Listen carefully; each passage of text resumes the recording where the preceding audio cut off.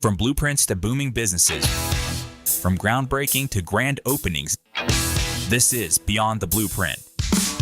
Join host Brad Howard as he takes you behind the scenes of growth and development in Mooresville, Lake Norman, and beyond. We're talking with the decision makers, the planners, the visionaries shaping our communities, giving exclusive insight into what happens before, during, and after projects that define our region.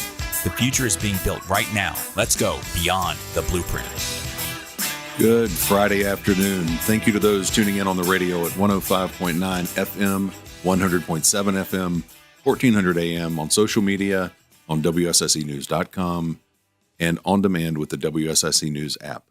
I'm your host, Brad Howard, and today we are joined by Jaime Gatton, host of the new show, The Scoop, on WSIC. And for those that know Jaime, she is no stranger to what is happening in local government and the concerns of the citizens in Iredell County for at least the last 2 decades that I'm aware of. So, Jaime, welcome to the show. Thank you for being here this morning. Thanks for having me. I'm looking forward to learning more about what you're doing over here on this corner. So for those of you that don't know, you can listen to Jaime earlier today at 11 o'clock right here on WSIC. And for those that didn't listen this morning, what can you expect out of your show? Well, with it just getting started, I like to say that, I let things kind of become their own beast. But with a history of work in local government, and also in the community, in and around, I'd like for it to just stay an extension of that. Why fix what ain't broke, right? So, I listen a lot to the people, have made a lot of contacts in the community and in government over the past couple of decades and hear a lot. Mm-hmm. So I hope to continue being able to be an arm of, between the people and the government and helping sort of set the record straight about things because, like we were talking live this morning, news has shifted so much, right? And it used to be your hard-nosed journalist. That's what I like, obviously. Now, right. Right. Now it's more social media driven. Right. And that's not as fact-checked all the time. So it was on the internet. It must be true. That's what Abraham Lincoln said. Right. So, that I want it to be sort of like a newspaper and radio form. Making that jump has been new. Obviously, I'll get more comfortable with it in time. But, that's what I want it to be. But I also wanted to focus on the community, not only in government, but in what's new. What are we interested in? What are we confused about? What do we want to talk about? And sometimes that's going to be the ugly things, but other times it could be there's a great new restaurant, and that's stuff that I love to focus on. Talk to me about local small businesses. Talk to me about kids that have done something great, families that are doing something remarkable. Coming up is like the skeletons for St. Jude. You're going to see the 12-foot skeletons pop up. I happen to have one myself. I wrote a story a couple years ago on one and was like, is that what those are? Yes, and not all of them, but okay. If you'll drive past houses that have them, some of them will have a QR code with the yard sign, and those are going to be your skeletons for St. Jude. You can go by and click the QR code and send because usually those yards are like super decorated for Halloween. Right. So, you can send a donation for their particular fundraiser. And so I joined that cause last year. My yard is not crazy. My inside of my house gets crazy Halloween. But anyway, so that's the kind of stuff I want to get all, stay embedded in the community, and the good things, the ugly things, the bad things. You probably have to deal with a lot of the, speculation and questions, and you and I will probably be talking about that quite a bit because that's something I want to learn more about. Right. With growth and building and zoning and all of those confusing things where you're hearing everything from 80 different directions and don't know what to believe. So you're going to be the community resource for everything from Huntersville to Harmony Mm-hmm. to Denver to Catawba. That's the plan. And we might have to make a little shout out there to those other residents because I've been so Mooresville centered my entire life. I did grow up in Statesville, but moved to Mooresville. I was in Troutman, through my middle school years, my high school years, I went to South Iredell. So, but I haven't been there in a while. So have some ground to make up in Statesville. But I'm an Iredell County born and bred girl, but I'm going to need some help on the southern end of things around the lake. So I'm going to need people to be in touch with me and talk to me, and let's start developing those relationships. And on that note, is there a way that people can get in touch with you if they know something that's going on, or they have a story that's important that they want the word out there, and not so just to share it, but I know you're really good. You'll dig and get the facts and We try our best. present it in a fair and balanced way. That you always did a really good job with that. Is when you wrote, no matter which side you were on, if it was good, bad about one side or the other, but you at least put the facts out there and wrote everything so that the people could make their own decision. That's what, and I told Justin and Mamie this morning that is what I always did like to do. Is just that's partially my personality too, where I give you 2 + 2 and I draw a line and walk away. It's not my business to tell you how you feel about that, but these are the facts, right?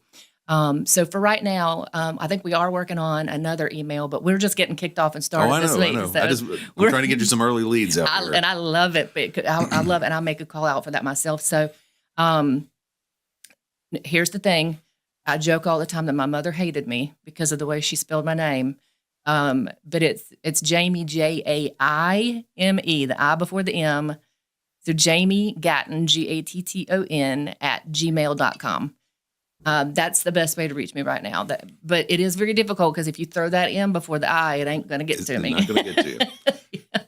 So and things will change as everything goes on. Like I say, you just kicked off your show earlier today, and it's going to be exciting to see where it goes. We had a guest co-host, the Iredell Firewire. So I'm like Firewire. bringing in the big guns. You brought in the big dog on day one. Yep, and we're talking about potentially turning that into a permanent co-host situation. So that'll be exciting. That sounds exciting. Yeah, I think that some people will love it and some people will hate it. Well, the good thing is you'll reach a lot of people. Yeah. So you'll be able to reach a lot of people with the facts and the information in real time. That's our goal. Yeah. Well, very good. So we talked about the show. So who's Jaime? I mean, I know you grew up in Iredell County, but tell us who you are.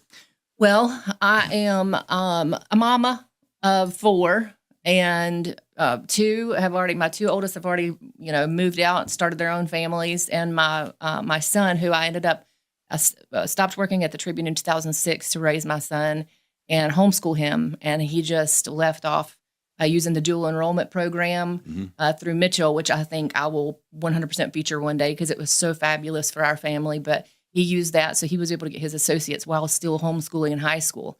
So he entered Appalachian just now as a junior in honors college. So just shipped him up there, up the mountain. And then my 14-year-old daughter, bless her heart, is the last one left. She's got a long chore list. Hey, real quick before we go to the break, you were talking about the program that they offered. Explain to people how they can utilize that to help their kids. So you basically start looking whenever and they offer this through the public schools Correct. As well. Correct. You just start looking. We started looking when Oliver was a senior or a sophomore, and they have tracks where you join a particular career track or college track or whatever. And then we did a couple homeschool classes still at home. But I would just contact Mitchell. They are super nice and super helpful. And we knew nothing about it. A friend of ours told us, and they just moseyed us straight through the path, and usually using Ollie, which helped him, kind of become a lot more independent with his studies too. So it was super helpful. Very good. And it helps, prepare them for the next step and get them headed when they get there. So, we'll be right back. Learn more about Jaime and the Scoop. Brad Howard, Beyond the Blueprint. We'll be right back.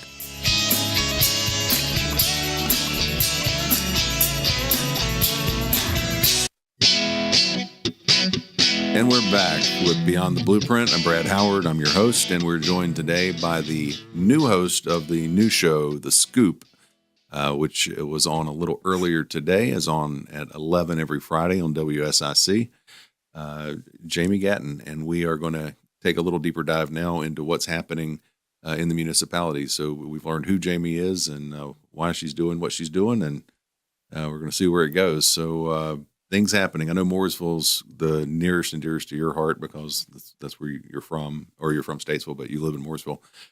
So let's start there. what are the I don't want to say controversial. What are the hot topics that are happening there in government? Well, fortunately, unfortunately, most of my time is spent, sifting through social media and seeing those very controversial things, which we don't necessarily want to get into here. That's no. We'll reserve that for the 11 a.m. on Friday. Right. But anybody that listened in earlier, the Firewire and I talked a bit about data centers because one just got pulled in Mooresville, but there's one pending in Statesville. So that's a hot topic. It's a hot topic. And so what are the pros and cons? What because I know you do your research. I do my research, but I will have to tell you, whenever I take a break, I take a break. And so I did very little. Take a break. I took a break and I did very little. However, when you take a break, you still hear from people. Right. And so I was listening to both sides a lot, to the strongest of the opponents, to people who were on the fence, right? And it's like I explained earlier, I feel like in that particular case, and I liken it to what a friend and mentor has always told me about the cogs of a machine. You have the press, you have the people, and you have the government. Mm-hmm. And for things to really work seamlessly, all three have to be moving at the same time. Mm-hmm. Unfortunately, that's usually not the case. Right. So, but in this case, you had an organized group of Mooresville residents who didn't want their backyard changed by this big concrete, as they would, call it, building or whatever. And they are the rural residential area, so they want to keep the character of that. If the homes are built that could be, and you would know better than me, I think it was 330 some homes that could by right be built there. I don't remember. I don't remember the exact acreage. I'd have to look. You figure at least 1 to 2 per acre. Right. Mm-hmm. And what was it, 400 acres, right? So anyway, but they've most of them said, I'd rather have that than have this data center. So anyway, the cog of the machine, they organized. And so you have a group of citizens upset and together, and that's required whenever you're going to try to go up and explain to the government what you want, what you don't. So, and in the government's defense, which I usually don't do, but in the government's defense, they delayed some things. They took their time. They went and tested decibel levels. I don't know exactly where. I didn't get the details on that, but I know that they were trying to do their due diligence, which in a lot of cases is not something the government is known to do. And so hats off to them for doing that, listening to the citizens and doing what they asked. Mm-hmm. And then press, a little more questionable, but I know the Observer, Joe Marusak, covered it pretty extensively. So the press did its job getting its information out. Mm-hmm. And you see what happened. So pros and cons, I think, in Mooresville, the cons of the data center that were brought up were noise pollution, obviously, a change to the wildlife, a change to the rural landscape. The use of water was a big one. So the use of resources, or the overtaxing of our resources. On the flip side of that, one of the arguments has been, but what about the tax base? What about the money? What about the money that this, could help things pay for itself? And then the opponents are like, but how can that be proven? At the end of the day, Mooresville kind of, came out and said through the mayor, essentially, I don't want to say Mooresville, the mayor came out and said on his personal Facebook page, he said, until they could be told who an end user is, all 7 members of the board were having an issue coming to terms with this. So one can only suspect that was some tension in the room. And then obviously the developers pulled their proposal. So that is essentially, basically surface level, what I paid attention to, what I heard. Okay. But Statesville, I don't know. I don't know if Mooresville is participating in helping Statesville opponents. I have heard that Statesville is organizing, a group of opponents. I haven't seen that myself. So you would know more than me about the Statesville end of things, more than likely. Or data centers in particular. Yeah, I think that was through the planning board. So we'll just see what happens there. And I'm not very tech savvy anyway. So like, what is a data center? I know essentially, but you know what I'm saying? That's where I stand on it. I'm just like, I don't even know. Google or Amazon or. All I know is I don't know if you have. I have one of these and it works. I don't know how it works. And but it that's the works. thing that the Firewire brought up, the Firewire Dan brought up. He was like, but an opponent is using data to fight against the data center. And people have opinions. That's for sure. And usually pretty strong ones. Yep. And that's everyone's right. Other issues going on. So that one, that was a hot topic. What else is happening in Mooresville? I don't know what else is happening in Mooresville besides the election coming up, and everybody has an opponent this year, at least one. So, and that's not just in Mooresville. That's going to be in all the way up from Huntersville to Harmony. It'll be exciting. I think that's good because that shows that people are paying attention and wanting to get involved and in whatever way, So. And typically a lot of attention is not given to these municipal races, and they are so important. So maybe between your show and this show, maybe we'll have some of these candidates come on, see what they have to say. That would be incredible. I think that getting every single one of them on would be awesome. Yeah. A lot of candidates. We just need to figure out a format. So if anybody has any desire to do that, just reach out to us. And also any citizen questions. Do you have specific questions that you'd want to ask these candidates? Absolutely. Then we can get them on and ask them. That's right. That's a great idea. So here we are live. We're going to have, Jamie's going to put together, I guess, some questionnaires and get them out to the candidates, and we'll schedule some times and get the candidates on here. It'll be like a couple years ago, we ran a candidates forum, but it was in person, but this one will be more of a virtual candidate forum. That's right. We'll have you all over Instagram and so far it seems, at least in Mooresville, things seem like everybody's keeping things above board, and let's just talk about the facts. What are you going to do? Yeah. What's your plan? Yep. What's your plan? What's your I'm solution? looking forward to it. That sounds good. So what changes are going on here? So we have in Troutman, Statesville, Harmony. Let's talk about engagement of informed citizens, because that's really where you specialize is getting the facts, like we said before, good, bad, and different, out, and letting the people have a voice, and then giving them a platform to speak, when they typically aren't given the spotlight that they need. That is where I hope to step in. And I do like that you use the word informed, because as I had mentioned in my show a little earlier, and probably this morning too, live,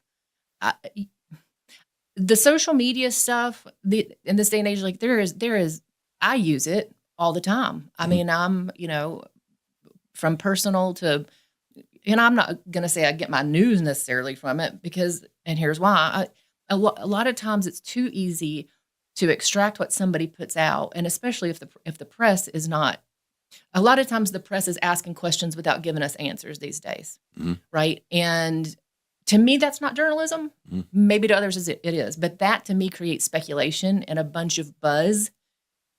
It's just not my jam. I would rather get the answers for you, and from both sides, right? Right. And but so social media to me is sort of, whenever it comes to news, is a dangerous place. I'm not going to call everybody uninformed. I'll read through the comments. We'll go down a rabbit hole in a second. And there are plenty of people on there that are playing a devil's advocate. And I do think too, and people have called me the squeaky wheel, right? So I'm all about a squeaky wheel, but be an informed squeaky wheel, right, and know the truth. And because otherwise, you end up spreading misinformation or half truths. Right. But a lot of times that's hard, because they're looking at something that, the sizzle sells, right? So, of course. Right. Of course. The raw facts out there, they need that sensational headline. And I hate that. I hate that. And you read the headline, and the story may have nothing to do with the headline. 100%. It's clickbait stuff. Right. But people fall for it. I fall for it. I click it. I'm like, I read the article. I was like, that had nothing to do with it. Yeah. And two, there's a lot of irresponsibility these days in some of those articles that I'm not going to say that they're spreading mistruths, but again, full of questions. Why not full of answers? And make a phone call. So if somebody, there's this question, there doesn't need to be a question. Pick up the phone, make a phone call, get an answer, and then give me the answer. which is the role of the press, is it not? It is. Yeah. It is. Yeah. I think that we've lost our way quite a bit on that end of thing. So, the press can hold their own bucket of water in this mess that we're in, for sure. But hopefully we're going to turn that around some and stick to the facts, stick to the stories that matter. And like you said, there won't be a whole lot of sizzle here unless there's facts. Right. And so so from what we've talked about, everything you're going to cover is going to be truly local. And you're not, we're not going to read stories on your blog from, an hour and a half away. No. And that was another thing we mentioned in the show where I was talking about running across a local newspaper not too awful long ago. It's probably been a year or two. And above the fold, which is where I used to fight to be, there was a headline that there was a Snoop Dogg bobblehead stolen from a convenience store, and the store was in Hickory. That's not what I want to do. A Snoop Dogg bobblehead. I really wish I would know the convenience store, because I really want a Snoop Dogg bobblehead. I want to see one. I right want to after see one too. Yeah. No, well, very good. So we'll come back. We'll talk more about the changes in the news and how all this is going to happen. This is Beyond the Blueprint with Jaime Gatton, and we will be right back.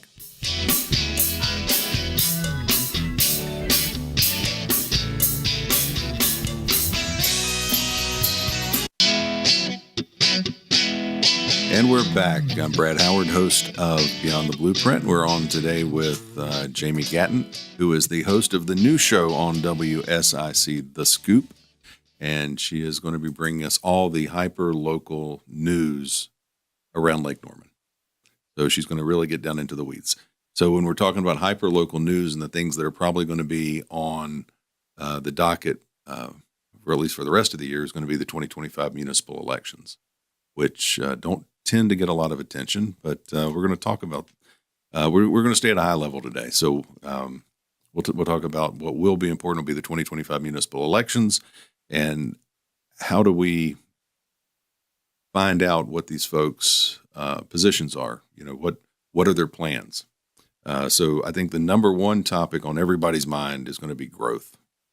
Absolutely. And so when we say growth, we're talking about roads, transportation, rail, housing, affordable housing, all the components, the infrastructure, the schools, everything that makes it up. So where do you want to head down this rabbit hole?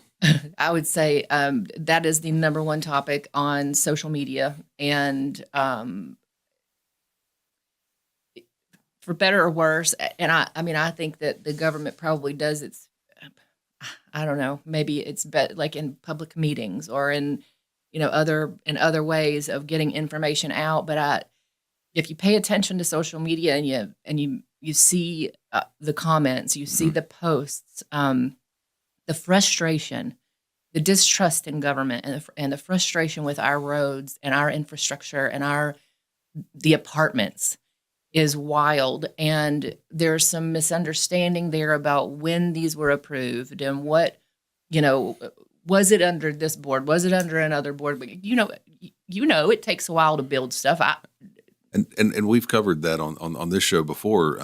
A lot of people, especially if you moved here from another state, things are different in North Carolina, whereas the roads are in CDOT, and just the time it takes for an idea of a road to actually become a road. It spans different boards. Sometimes it can span a generation.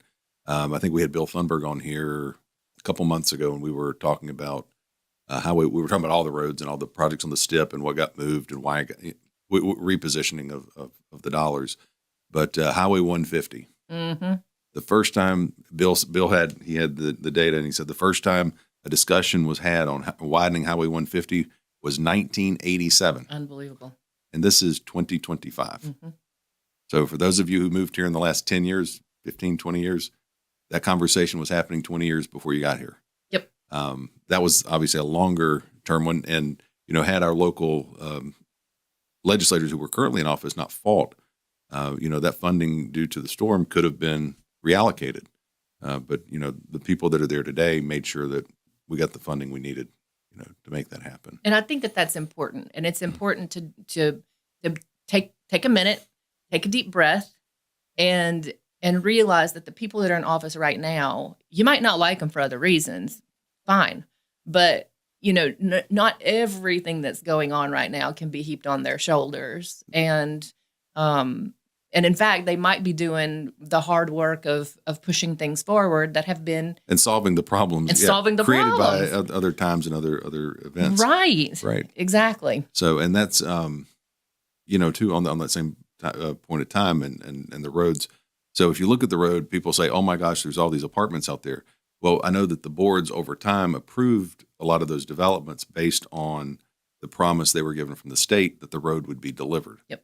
And then things happened at the state that were outside of the people who made those promises, outside of their control, and we ended up where we were. So now the current boards try to put policies and put things in place so that doesn't happen in the future. Yep.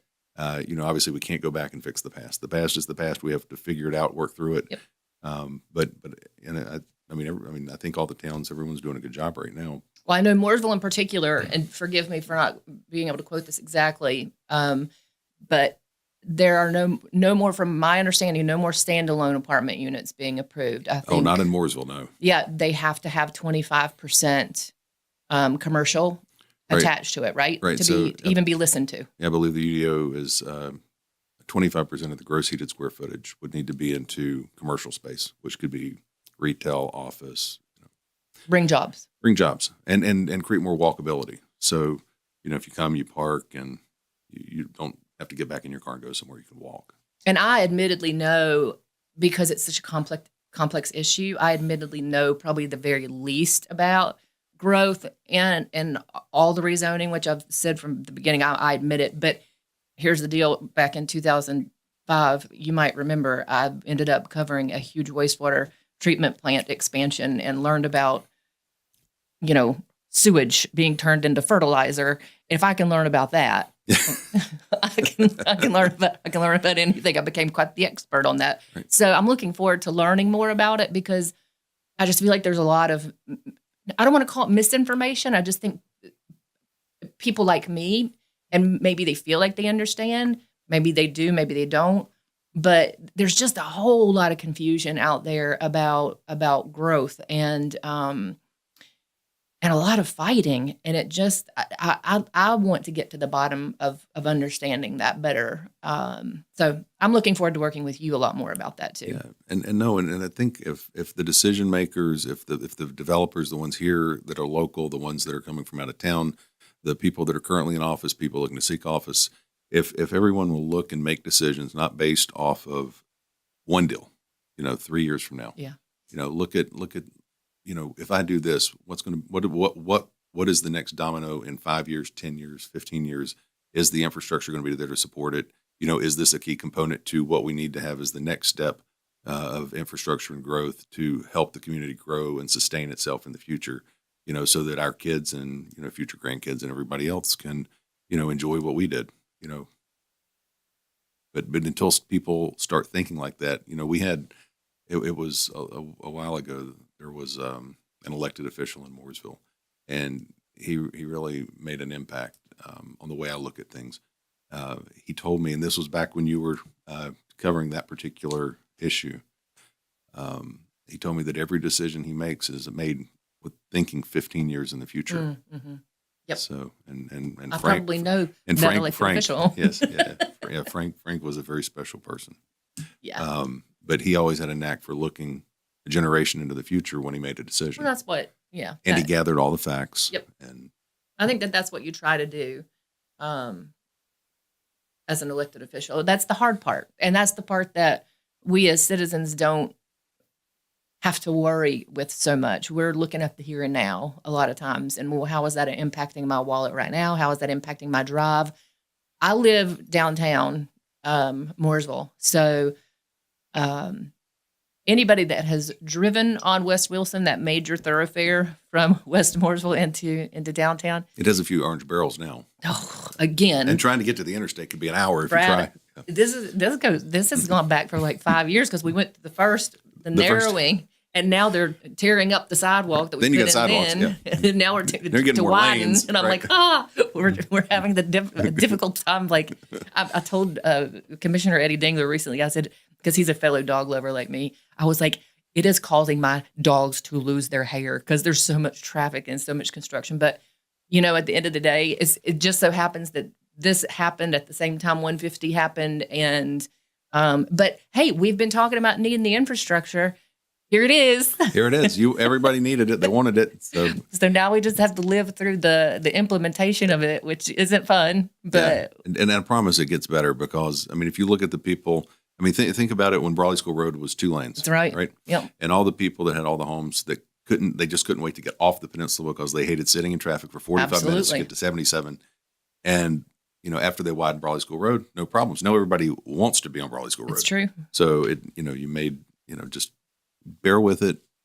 It does get better. It'll only be a year or two. And lay off the horns, be nice, wave instead of wave.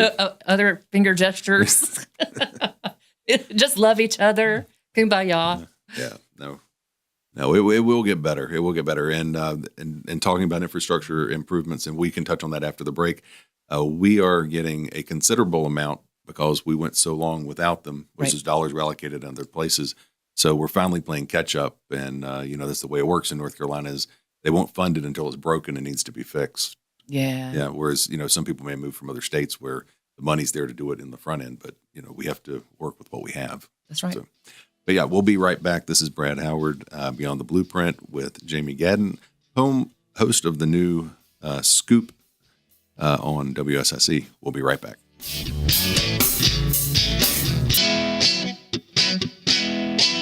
And we're back on Beyond the Blueprint with Jaime Gatton, host of the new show, The Scoop on WSIC, that's going to focus on the concerns of the citizens in the Lake Norman area, from Huntersville to Harmony, from Catawba to Denver, and bringing those and giving them light and bringing information and keeping people informed. But back to transportation and infrastructure and some of the key topics that will be in this 2025 election, which we're going to go over. We started in the first segment, and it's happening in real time. So we're going to come up with a platform here for the candidates. So, but let's talk about the infrastructure first. And we talked about roads and how long it takes for those roads to happen. Other types of infrastructure, schools. And you can see, the issues behind the new high school in Iredell County, in Troutman, and how long that took, and the budget, how far over budget it was, and then, what things were removed from the plan to meet certain budgets, and still the growth and the timing and everything else. So, but we'll go into infrastructure on any of the topics you want to talk about. There's going to be some deep dives that we have to do on. I would just say, again, my focus is Mooresville, but I'm definitely hearing from Troutman about, issue, and I have been for quite some time. Lots of questions of starting a Troutman scoop. But I am completely open to hearing about any of the issues that people are having with their in their communities, in their town. I'm not complaining. I understand that things take time and that things will be much nicer whenever it's done. But I was just talking about my own, issues on where I live on West Wilson. And, but speaking of that, of listening, we'll switch over to this questionnaire. Not unless you have anything to finish on your infrastructure. No. So we think this is a great idea because the scoop really, the Mooresville scoop, and now this broader scoop LKN wants to hear from you. We want to wrap with you. We want to hear what your concerns are. We want to talk to you about hopefully some things that you're informed on, have questions about, policies, tax dollars, the what do we say, 35,000 feet Yeah, up? we'll stay at 35,000 feet and we'll dive into the weeds later. Brad's dad once told me that way back in the early 2000s when I wrote an article and got down in the weeds a little bit. And he was like, hey, pick it back up for us. And so I was telling him that just the other day. I'll never forget it. Yeah.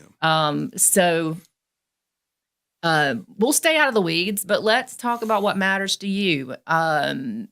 And start a questionnaire for our candidates coming up in these municipal elections. We've got questions, so I am happy to compile them. This is something I've done as a newspaper reporter and blogger for 20 years. So submit your questions to me, and between my show, The Scoop, and Brad, here's what we will do.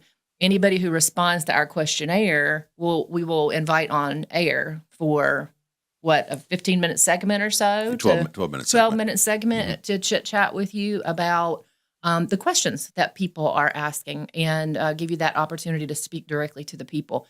So I'll tell you my email again because it can be confusing. And if anybody is out there that has my other email address, the other email address that is M before I'm really sorry. I know that person has gotten a lot of emails. Or I'm sure that you have social media they could direct message you. I have social media. Right. I am on my Facebook page is private, but you can even find me on Instagram. You can find me on my personal Instagram, which is Rediscovering Jamie. You can find me on the Mooresville Scoop. You can find me on Facebook on the Mooresville Scoop. I have the Mooresville Scoop has Facebook and Instagram. So message me there or at Jaime Gatton, Gatton @gmail.com. So I am highly reachable. I'm an open book. and if you can't find any of that, just send it to Justin Kazepas. Yeah, and he'll get it to me. Or just direct message the studio, right? So so that's the easiest way to get it out. So everyone's going to send their questions into you. You're going to compile them and then take the questions that you have. Send it out. Yep. And then whoever chooses to respond, we'll invite them to come share their positions on everything on the show. Yeah, we'll have to do that quick and in a hurry. There's a lot of candidates. So there's a lot of candidates. I was going through the sheet yesterday. There is a lot of candidates between Huntersville and Harmony. Yeah. So hopefully we'll get a lot, but by then we'll need to cram some candidates then. But that's what we do. That's what we do. We even if we have to do some, we'll do as much as we can on air, and we'll figure it out. Yeah, we'll figure it out because we think that we know that the people need to know who they're voting for. Yeah, and these municipal elections get such little attention. People just gloss over it. I mean, you have less than 10% of the turnout. Voter turnout. And it's so disappointing. And, to me, I try to shy away from politics above the local level. Right. I've worked on some political campaigns before. I've taken a walk on the dark side, as I like to say. I've figured, and it made me a more well-rounded, investigative reporter. I know what the belly, I've been in the belly of all the beasts, right? You've seen it. So, but yeah, where was I even going with that, Brad? My mind just wandered completely. I have no idea. Well, only to get inside your mind. No. Well, here's the thing that I'll listen back and I'll be like, man, I had a great point to make on that. I had a really great point. But anyhow, questionnaire. Oh, local see, I always bring it back. There you go. Always bring it back. So the municipal elections, that is where the power's at. And that's what I've told people for 20 years.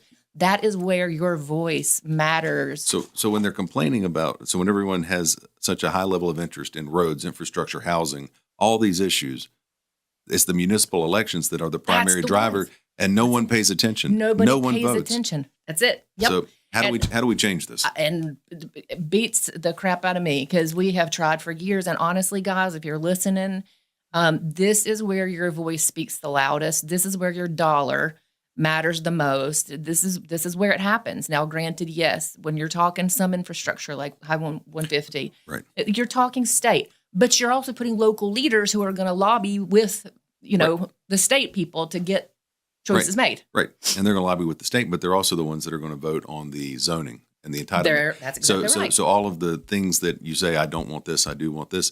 So when only 6 or 8 or 10% of the people show up to vote, it's hard to stand there and complain when you said, oh, I was too busy doing this to vote. But I'm really upset about it. Right. And let me also add. Because, my gosh, they give us weeks to vote now.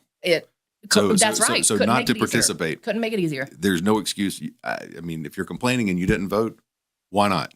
Right. That's my question. I will say a particular issue that, again, Mooresville has is, well, let me broaden that out to Idle County, but Mooresville, people that live in the southern end of the county, it's really important to find out kind of who you're able to vote for, because I know a lot of Idle County residents, southern Idle County residents, show up to Mooresville polls thinking they get to vote for in the municipal election when you don't.